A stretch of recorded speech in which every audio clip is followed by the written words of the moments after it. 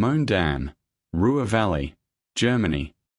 May 17, 1943. 12:28 a.m.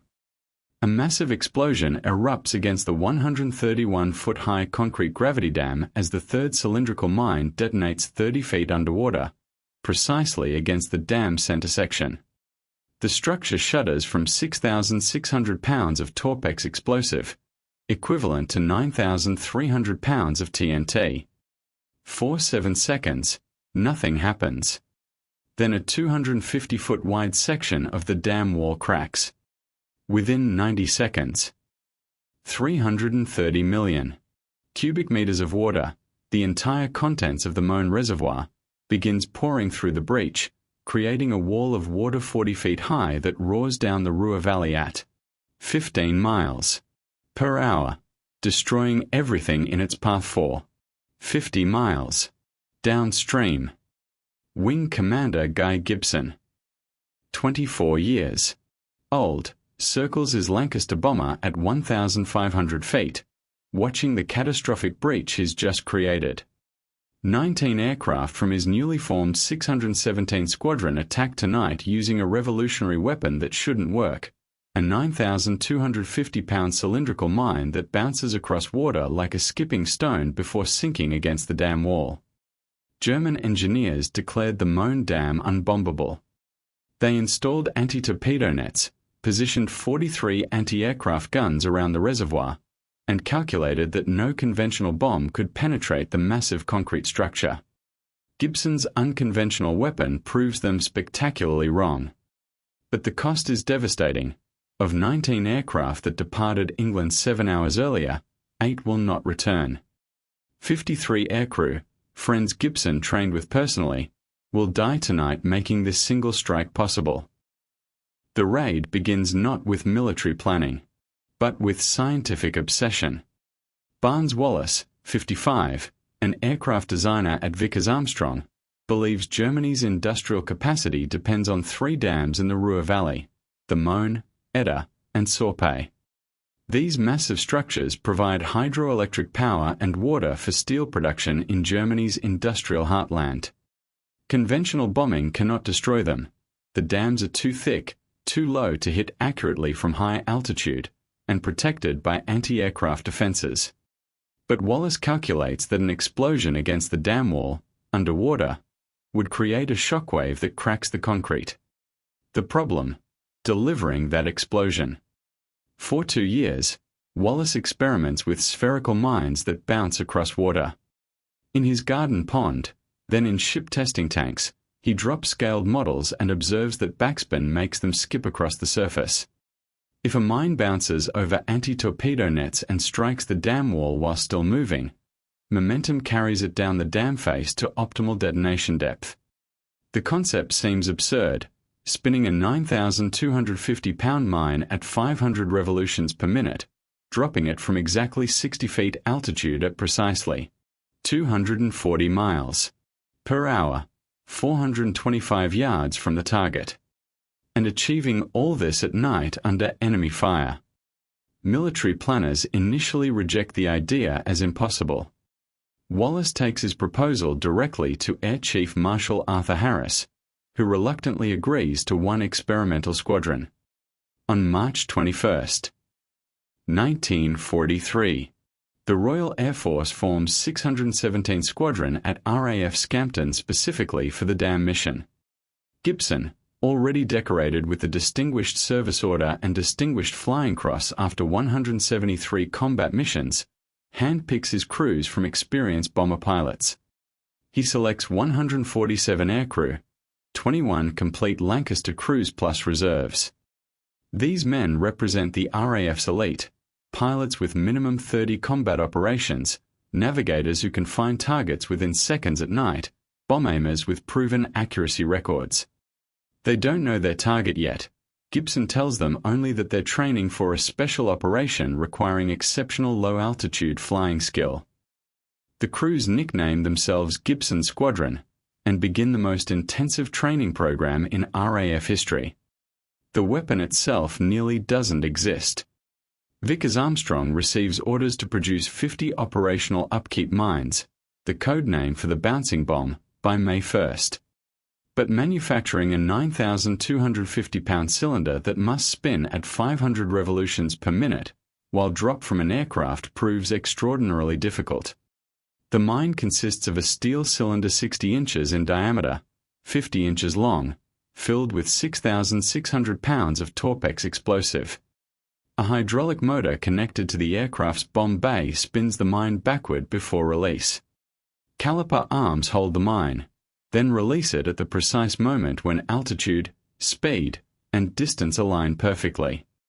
Engineers complete the first operational weapon on April 13th, just 34 days before the raid. Gibson's crews have 1 month to master a weapon that exists only in theory.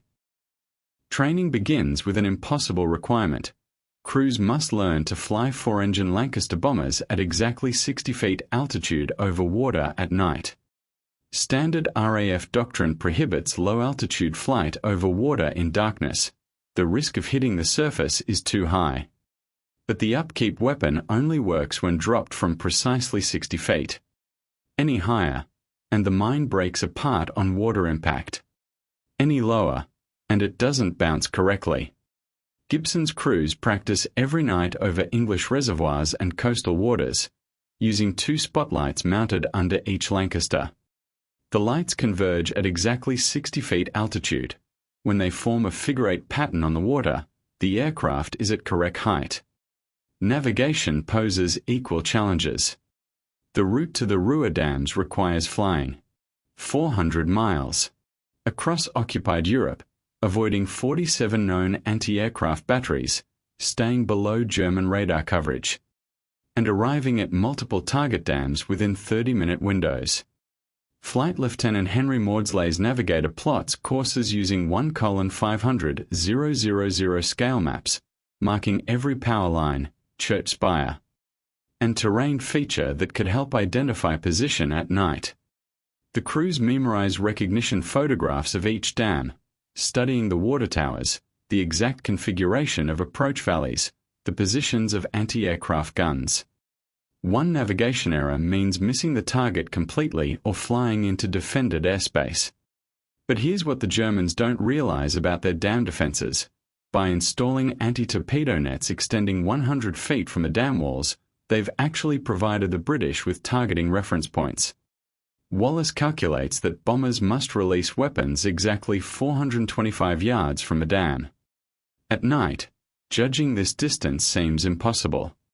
Then bomber Flying Officer Frederick Spafford develops a simple solution, a triangular wooden sight with 2 nails. When the bomber looks through the sight and the nails align with the dam's water towers, spaced exactly 600 feet apart, the aircraft is precisely 425 yards away.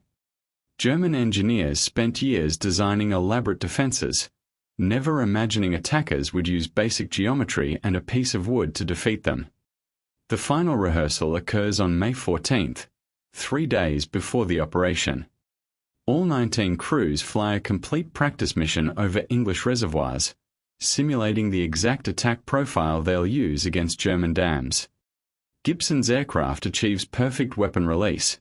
His practice mine bounces 3 times, strikes the target wall at the correct angle, and sinks to optimal depth. 13 other crews achieve similarly successful drops.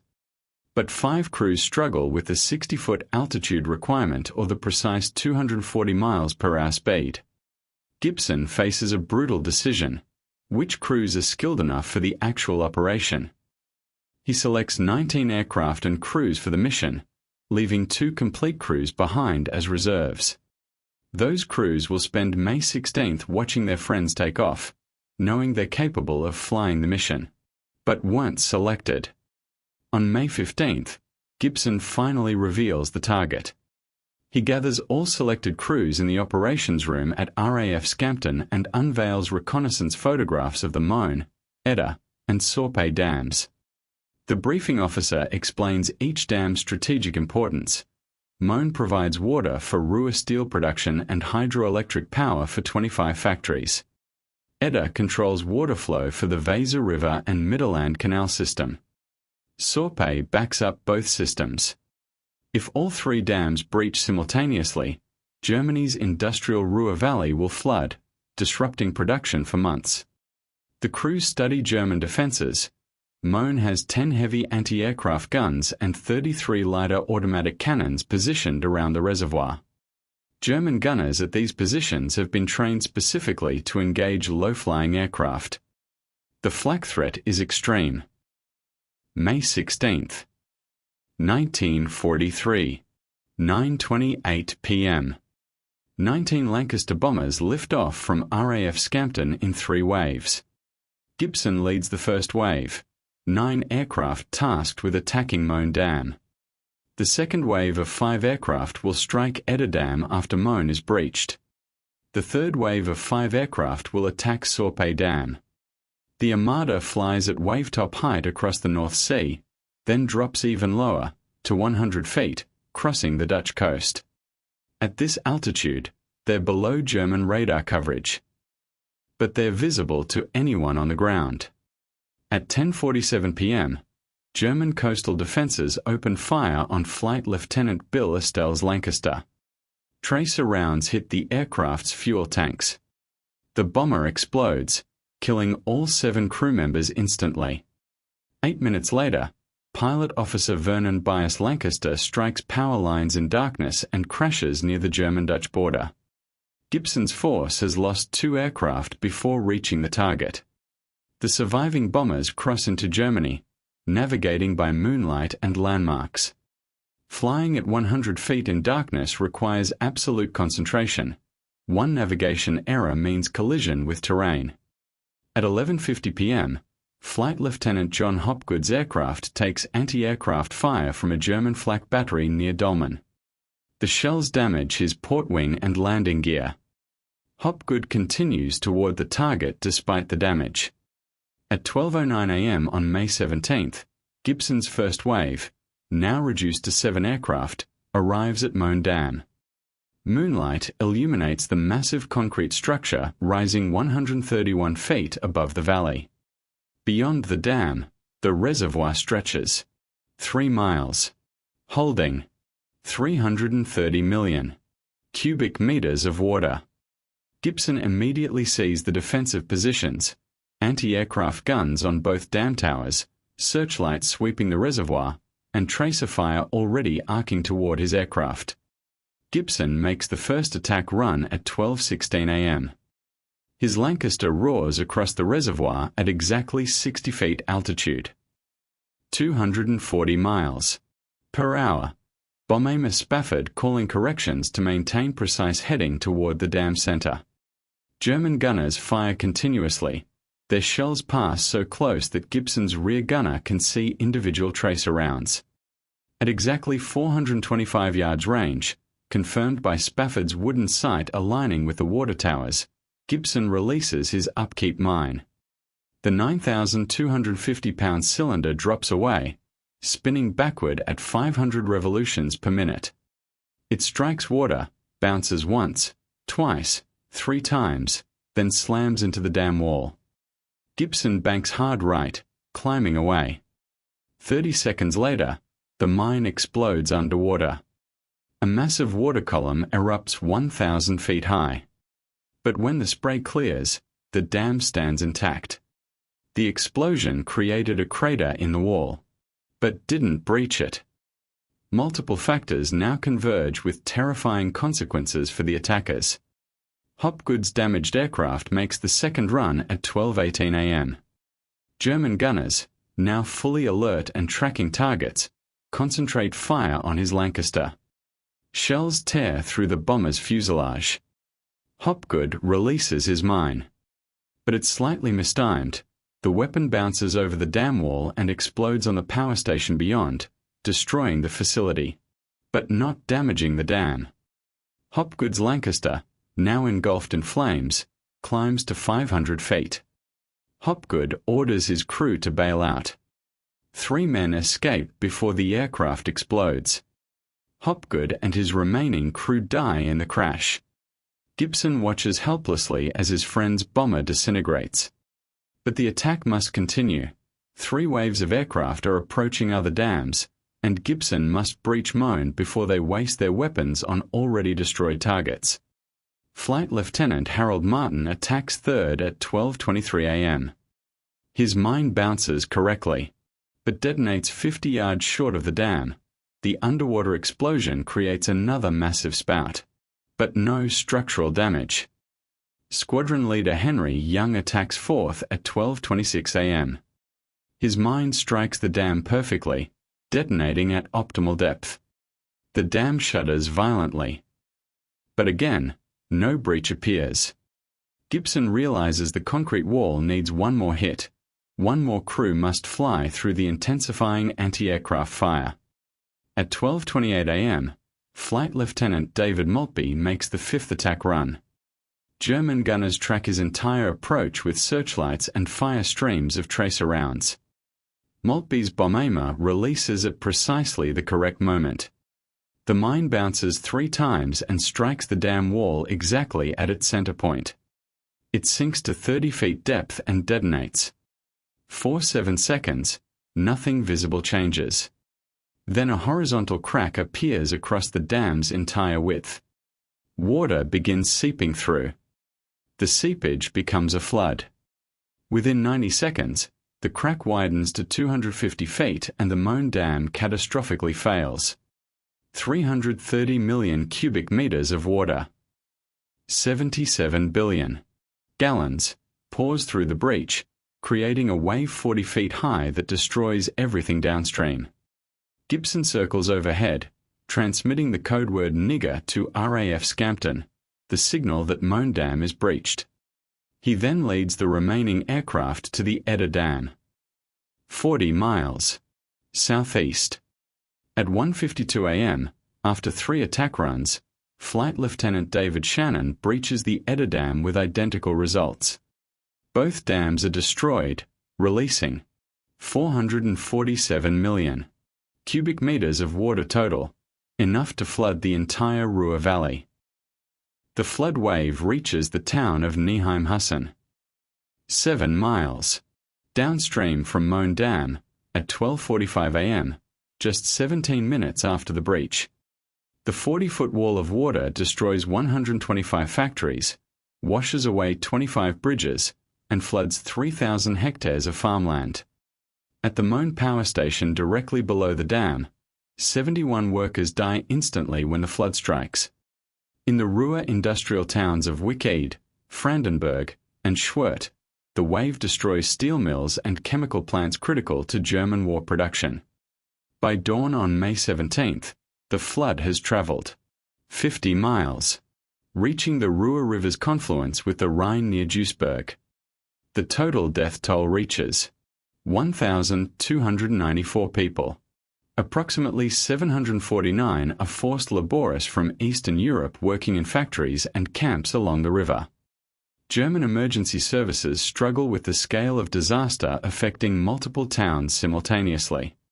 The industrial damage proves less devastating than RAF planners hoped, but still significant. The Möhne and Edda breaches destroy 11 factories producing critical war materials, damage 114 more, and disrupt hydroelectric power generation for 17 power plants supplying the Ruhr industrial region. More critically, the floods destroy water supply and sewage systems for 125,000 people, creating sanitation crises that persist for months. German authorities mobilize 50,000 workers to repair the dams and clear flood debris. Albert Speer, Minister of Armaments, visits the Möhne breach on May 19th and realizes the strategic vulnerability of Germany's industrial infrastructure. He immediately orders enhanced defenses for all remaining dams and critical infrastructure sites, diverting resources from offensive operations. For 617 Squadron, the victory comes at catastrophic cost. Of 19 aircraft that departed RAF Scampton, 8 are shot down during the mission. 53 of 133 aircrew are killed, a 39.8% casualty rate that would be unsustainable in regular operations. 3 aircraft are lost attacking the Möhne Dam, 2 are destroyed en route to targets, 2 are shot down attacking the Sorpe Dam, and 1 crashes returning to England. Gibson's carefully selected elite crews suffer losses that devastate the squadron. Flight Lieutenant John Hopgood, who Gibson considered his most skilled pilot, dies when his damaged Lancaster explodes. Pilot Officer Lewis Burpee, Flight Lieutenant Bill Estelle, Squadron Leader Henry Maudslay, Flight Lieutenant David Maltby, and 48 other experienced aircrew never return. The men who remain carry survivors' guilt, knowing friends died completing a mission whose long-term strategic value remains uncertain. German repair efforts proceed with remarkable speed, demonstrating the Wehrmacht's engineering capabilities and resource prioritization. 7,000 workers labor 24 hours per day on the Möhne Dam. By September 23, 1943, just 129 days after the breach, water begins refilling the Möhne Reservoir behind a rebuilt dam wall. The Eder Dam takes slightly longer, reopening in October 1943. By the end of 1943, both dams operate at full capacity. Industrial production in the Ruhr Valley, disrupted for 4 to 6 months, returns to normal levels by early 1944. The raid's material impact, while significant, proves temporary. The psychological impact, however, resonates throughout Germany. Civilians realize that no target is truly safe from Allied bombing, and Wehrmacht confidence in static defenses erodes. Goebbels' propaganda ministry struggles to explain how 19 British bombers penetrated 400 miles into Germany and destroyed structures that engineers declared invulnerable. The immediate British propaganda victory proves immense. News of the dam breaches dominates headlines worldwide on May 18, providing a morale boost after years of strategic bombing campaigns with ambiguous results. King George VI visits RAF Scampton on May 27 to congratulate the survivors. Gibson receives the Victoria Cross, Britain's highest military honour. Of the surviving crews, 34 men receive decorations ranging from Distinguished Service Orders to Distinguished Flying Medals. The raid enters British national mythology as the Dambusters, a perfect example of British ingenuity, courage, and precision overcoming German engineering. Barnes Wallis, who watched the operation from RAF Scampton's operations room, publicly doubts whether the industrial damage justified the aircrew losses. Privately, he suffers severe depression, feeling personally responsible for the 53 deaths. He later testifies that had he known the human cost in advance, he would not have advocated for the raid. Return to that moment at 12:28 a.m. when David Maltby's mine detonates against the Möhne Dam center section. The massive concrete structure cracks horizontally, then catastrophically fails, releasing 330 million cubic meters of water in a devastating flood. Gibson circles overhead, confirming what military planners deemed impossible. A precision night attack using an unconventional weapon has destroyed Germany's most important dam. The raid demonstrates that British science, courage, and training can overcome seemingly insurmountable defensive barriers. But circling above the breach, Gibson knows the true cost: 53 friends and colleagues who will never experience the victory they made possible. The Dambusters raid succeeds brilliantly as a tactical operation while raising profound questions about whether any military objective justifies such casualties. Operation Chastise, the raid's official designation, establishes precedents that shape strategic bombing doctrine for decades. The mission proves that precision night attacks against specific industrial targets are possible with specialized equipment and highly trained crews. It demonstrates that unconventional weapons, like bouncing bombs, can neutralize defenses designed against conventional attacks. It confirms that elite squadrons with intensive training can achieve results impossible for standard bomber formations. Post-war analysis concludes the raid delayed German industrial production by approximately 4 to 6 months and forced diversion of resources to dam repairs and enhanced defences. However, historians debate whether these gains justified losing 39.8% of attacking aircrew in a single night, a casualty rate that RAF Bomber Command considers unsustainable for regular operations. Today, the Dambusters raid remains one of World War II's most analysed operations, studied in military academies worldwide as a case study in innovation, courage, and the ethics of strategic bombing. The Möhne and dams, rebuilt after the war, still supply water and power to Germany's Ruhr region. Barnes Wallis's bouncing bomb design influences modern bunker-penetrating weapons. And 617 Squadron continues to serve in the Royal Air Force as a precision strike unit equipped with advanced weapons, carrying forward the tradition established by Gibson's crews on that May night in 1943. The lesson endures. Technology and courage can breach any defense. But victory always extracts a price measured in lives. At the Möhne Dam, that price was 53 young men who never saw dawn on May 17, 1943. Men whose names are engraved on memorials at RAF Scampton, forever remembered for destroying a structure the world believed indestructible.